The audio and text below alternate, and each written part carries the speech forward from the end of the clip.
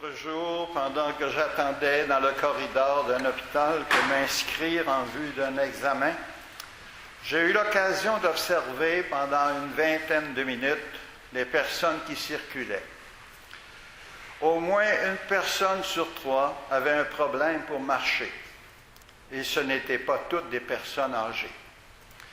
Victimes du vieillissement, victimes d'une maladie, d'un accident, ou tout simplement d'un surplus de poids.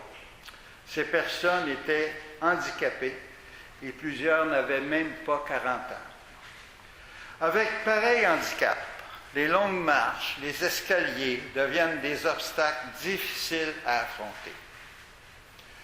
Quand vous irez dans un endroit public, comme le carrefour, retirez-vous un petit peu, puis faites l'observation.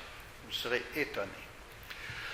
Aujourd'hui, Jean-Baptiste exhorte ceux qui viennent l'écouter et se préparer à la venue du Seigneur dans leur vie.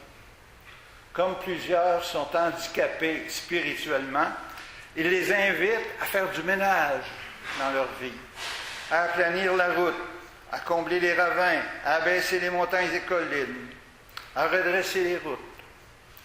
Pour nous aussi, ce n'est pas toujours facile de partir à la rencontre du Seigneur ou tout simplement de le laisser venir à nous. Il y a de nombreux obstacles à surmonter. Que de détours nous empruntons parfois pour éviter de rencontrer le Seigneur. Que d'obstacles nous tolérons pour que le Seigneur puisse venir à notre rencontre. Nous sommes facilement handicapés sur le plan spirituel. Notre démarche est souvent pénible. Comme nous tous, le Seigneur aime le droit chemin pour entrer dans nos vies. Il peut arriver qu'il emprunte des détours, mais tout est tellement plus simple quand la route est droite et sécuritaire.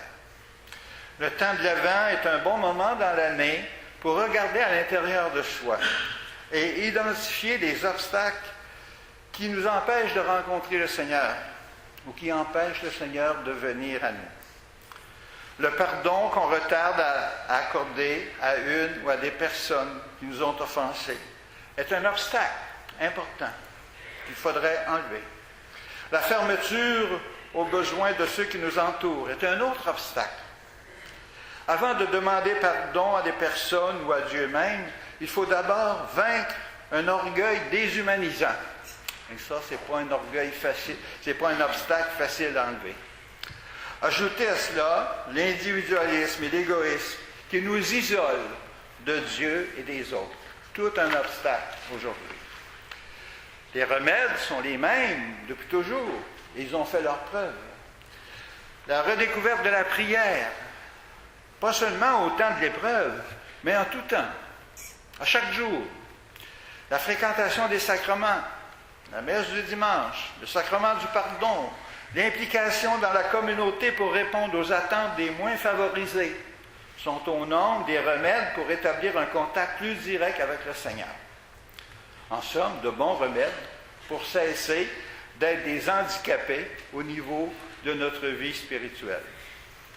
Pour reprendre la pensée de saint Paul dans la deuxième lecture, nous pourrons alors progresser de plus en plus dans la connaissance vraie et la parfaite clairvoyance, qui nous feront discerner ce qui est le plus important. Quel bonheur de voir clair dans sa vie et de pouvoir marcher sans trébucher vers le jour du Christ, où, comme le souhaite Jean-Baptiste, tout homme verra le salut de Dieu. Amen.